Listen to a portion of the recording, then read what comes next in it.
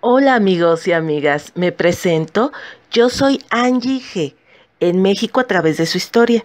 Y ahora les traigo un video que es una petición de nuestro compañero y mi muy querido suscriptor Ale Hernández, que me tardé en traérselos porque es la historia de un gran, en verdad, un gran hombre mexicano que hizo que México fuera querido y respetado a nivel mundial, poniendo en riesgo, en serio, a su propia familia por cumplir las órdenes que se le dieron y sobre todo por sus convicciones humanas, políticas y nobles, poniéndose al tú por tú con los alemanes nazis. Imagínense, quién sabe quién, aparte de él, en esa época dio el grito de independencia en Alemania. Claro, no en cualquier época de Alemania, sino en plena Segunda Guerra Mundial. En fin, salvando vidas en dos guerras distintas. Bueno, no nos adelantemos, empezamos a conocer y como yo a admirar a el Schlinder mexicano, Gilberto Bosque Saldívar. Nació en Chiautla de Tapia, Puebla. 20 de julio de 1892 fue la fecha de su nacimiento. Su niñez y parte de sus estudios las desarrolló normalmente, pero estando como ayudante en la escuela primaria José María Lefragua, solicita permiso para dejar su labor y se integra en las filas de un grupo denominado Voluntarios de San Carlos, a la defensa del país. Después de la invasión de tropas estadounidenses en el puerto de Veracruz en 1914, una vez concluida su participación, regresa para titularse como profesor normalista. Al mismo tiempo, se une a las filas de Venustiano Carranza. Carranza lo comisiona para la organización de la nueva Escuela de la Revolución en 1916. En ese sentido, es responsable de organizar el primer Congreso Pedagógico Nacional que se llevaría a cabo en Santa Ana, Xiatempan, Tlaxcala. En 1921 es nombrado secretario general del gobierno del estado de Puebla, cargo en el que durará 2 años, siendo gobernador Claudio N. Tirado. Fue diputado en el Congreso de la Unión 2 veces y como presidente del Congreso de la Unión en 1934. Respondió al primer informe de gobierno del presidente Lázaro Cárdenas. Asimismo, y junto con Luis Enrique Erro, fue determinante la reforma al artículo 3 constitucional para incluir la educación socialista. Amigos, dimos un pequeño repaso de lo que hizo este tipazo de personaje en términos generales de su carrera laboral y profesional. Y aquí es donde viene lo más interesante. En 1939, cuando la República Española cayó y la guerra se cernía sobre el resto de Europa, el presidente Lázaro Cárdenas lo nombró cónsul general en París. Su misión real era convertirse en un enviado personal del presidente de México, verificar la situación y darle un panorama objetivo y más cercano de Europa al presidente Cárdenas, para saber en México cómo iban a ser las relaciones de Europa con México. Bosque salió de París cuando la ciudad estaba a punto de ser tomada por los alemanes, con amplias instrucciones para establecer el consulado donde le conviniera. Viajó primero al sur y después a la costa norte. Restableció el consulado general primero en Bayona, pero cuando los alemanes ocuparon la zona, se trasladó con su familia y el consulado entero a Marsella, en el Mediterráneo, dentro de la zona del gobierno francés de Vichy, nominalmente independientemente de los alemanes. Imagínense, no se fue solo, Se fue con su familia en una zona muy hostil y al mismo tiempo pensar la hazaña que hizo más adelante. Su primera ocupación fue defender a los mexicanos residentes en la Francia no ocupada, pero pronto protegió también a otros grupos. Apoyó a mexicanos de origen libanés con pasaporte mexicano y a refugiados españoles que buscaban huir de los nazis y del régimen franquista. De hecho, se cree que fue él quien convenció al presidente Lázaro Cárdenas de abrir las puertas de México a los republicanos españoles en 1937, aunque la decisión final la tuvo gracias a que en 1937, por intercesión de su esposa, Amalia Solórzano, quien presidía el Comité de Ayuda a los Niños del Pueblo Español, asiló a 456 menores, huérfanos de la Guerra Civil e hijos de combatientes republicanos que fueron llevados a México a petición del Comité Iberoamericano de Ayuda al Pueblo Español y recibieron alojamiento, sustento y educación en la ciudad de Morelia. Por el pasar de los años, el grupo fue conocido como los Niños de Morelia. Su apoyo a la República Española no se limitó a esto, la defendió en foros internacionales e intentó ayudarla económicamente, incluso con exportación de armas. El gobierno de Roosevelt se opuso a estos planes. Al finalizar la guerra con el triunfo del ejército sublevado, Cárdenas puso bajo su protección a los exiliados españoles en Francia, incluyendo al presidente Manuel Azaña, quien murió bajo la protección diplomática mexicana y fue enterrado envuelto en una bandera mexicana, porque las autoridades colaboracionistas francesas se negaron a que fuera enterrado con la bandera española republicana. Pero bueno, esto ya es otra historia. Continuamos. Era tan grande la afluencia de refugiados que buscaban una visa mexicana que Bosques alquiló 2 castillos, el de Reigneide y el de Montgrand, para convertirlos en centros de asilo mientras se arreglaba su salida hacia México. Entre 800 y 850 fueron alojados en uno de los castillos, mientras que en el otro quedaron 500 niños y mujeres. Poco a poco fueron saliendo los exiliados, a los cuales el gobierno mexicano les ofreció la nacionalidad mexicana de inmediato, en caso de que quisieran adoptarla. Bosques también instituyó una oficina jurídica para defender ante los tribunales a los republicanos, cuya extradición exigía el franquismo al gobierno de Pétain.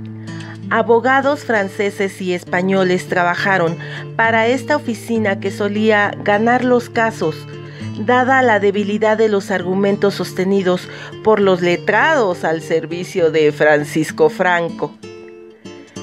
Desde Marsella, el diplomático mexicano también tuvo que hacer frente al hostigamiento de las autoridades francesas, pro-alemanas, al espionaje de la Gestapo, del gobierno de Franco y de la representación diplomática japonesa, que tenía sus oficinas en el mismo edificio de la delegación mexicana. El cónsul no quedó satisfecho. Sin embargo, amplió su apoyo a los refugiados antinazis y antifascistas. Al concederles visas mexicanas, las autoridades francesas los dejaban salir del país porque consideraban que ya no serían un problema político para ellas. Más complicado fue el caso de los judíos. El consulado ocultó, documentó y les dio visas a numerosos judíos, pero era mucho más difícil sacarlos de Francia, dada la persecución por las fuerzas del servicio secreto de la Alemania nazi. La ruptura de relaciones con el gobierno francés de Vichy y, detenido por la Gestapo, finalmente México rompió las relaciones diplomáticas con el gobierno de Vichy. Gilberto Bosques presentó la nota de ruptura. Poco después el consulado fue tomado por tropas de la Gestapo, que confiscaron el dinero que la oficina mantenía ilegalmente para su operación. Bosques, su familia, su esposa María Luisa Manjarrés y sus 3 hijos, Laura María, María Teresa y Gilberto Froilán, entonces de 17, 16 y 14 años respectivamente, y el personal del consulado, 43 personas en total, fueron trasladados hasta la comunidad de Amélie-les-Bains. Después, violando las normas diplomáticas, se les llevó a Alemania, al pueblo Bad Godesberg, y se les recluyó en un hotel prisión. Allí destacó la actitud de Bosques ante un funcionario alemán. Le manifesté que todo el personal mexicano se sometería al reglamento que acababa de leernos, porque México estaba en guerra con Alemania y por ello éramos prisioneros de guerra. Que podía estar seguro de que no pediríamos ninguna excepción, ninguna gracia sobre esas disposiciones, pero que tampoco aceptaríamos ningún trato vejatorio, como acostumbraban ellos con los prisioneros. Bosques llegaría a organizar conferencias e incluso una ceremonia del grito de independencia el 15 de septiembre. Después de poco más de un año, los mexicanos de Bad Godesberg serían canjeados por prisioneros alemanes en un acuerdo con el presidente, el general Manuel Ávila Camacho. Imagínense, en plena guerra mundial y él dando el grito de independencia. Me imagino que los alemanes no sabían cómo actuar referente a este acto, y poniéndose al tú por tú con los alemanes. Tenía que abrir este paréntesis, perdón, pero ¡qué tipazo! Sabiendo que con los alemanes no había nada que pudiera hacer realmente que respetaran sus vidas. Bueno, continuemos. Bosques regresó a México en marzo de 1944. Miles de refugiados españoles y judíos lo esperaban en la estación de ferrocarril Buenavista de la capital el 29 de marzo de 1944 para recibirlo. Una crónica periodística de la época narraba: su júbilo zumbaba en el andén de la estación ferroviaria. Lo cargaron en hombros. Era al México generoso y libre al que ellos exaltaban y añorando su país natal. Dentro de la lista de las mujeres y hombres salvados por el maestro Bosques, entre otros incluye a María Zambrano, Carl Alwin, Manuel Alto Laguirre, Julio Álvarez del Valle, Luis Nicolau de Wolwer, Carlos Romero Jiménez, Wolfgang Palen, Max Sau, Walter Reuter, Friedrich Katz, Marietta Blau, Egon Erwin Kisch, Ernst Reimer y Walter Gruen, por mencionar a unos cuantos. Por su labor a favor de los exiliados españoles en 1956, recibió por parte del gobierno de la República Española en el exilio la Orden de la República Española. ¿Pero qué creen?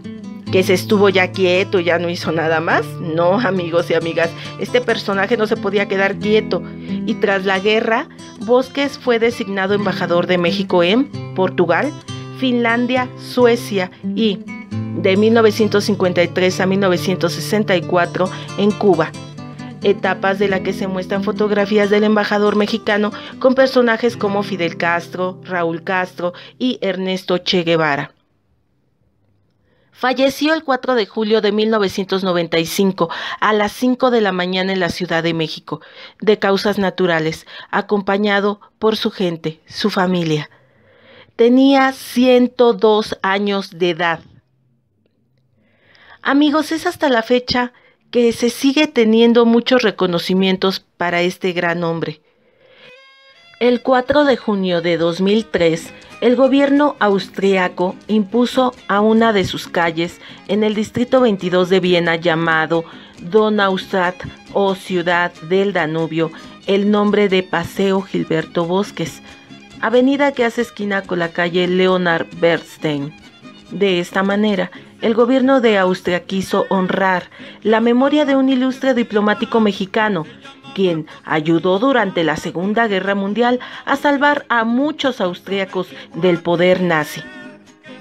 En el 2010, el Congreso del Estado de Puebla aprobó la medalla al mérito académico Gilberto Bosques Saldívar y reeditó la obra Gilberto Bosques Saldívar, artículos, discursos y conferencias. El 14 de diciembre del 2011, el Senado de la República aprueba la creación del Centro de Estudios Internacionales, que lleva el nombre de Gilberto Bosques. La labor humanitaria del embajador Gilberto Bosques ha sido reconocida por distintas organizaciones internacionales, justo entre las naciones. Esto quiere decir que es una distinción por parte de los judíos y es una distinción única. Es una expresión del judaísmo empleada para referirse tradicionalmente al conjunto de aquellas personas de confesión no judía o extranjeros, a los que también denomina gentiles o noajidas, que merecen consideración y respeto por observar una conducta moral acorde con los 7 preceptos de las naciones, y a los que, según esta creencia, les espera una recompensa divina. El Premio Franco-Alemán de los Derechos Humanos de las Embajadas Francesas y Alemanas en México, creado en 2013, lleva el nombre de Gilberto Bosques. Bueno, chicos, hay muchísimos reconocimientos. Hay otro en especial que el 15 de julio del 2015, en una visita del presidente de México en turno, junto con el presidente francés, se mostró un sello postal en honor a Gilberto Bosques, con su rostro como agradecimiento a su labor de salvar la vida a muchos de los perseguidos, otorgándoles visas a México. En 2015 se inauguró la Place Gilberto Bosques en Marsella, cerca de la sede de la región de Provenza, Alpes, Costa Azul. Bueno, como les mencioné, hay más, pero solo por mencionar algunos. Amigos, y es de los pocos moldes únicos de esa época que marcaron la huella para siempre en la historia mundial y sobre todo en México, a través de su historia. Bueno, por el momento es todo y los esperamos en el próximo. Les queremos preguntar qué temas les gustaría que tocáramos y cuáles les gustaron más. Hasta la siguiente. ¡Chao! Hola, sí, chao.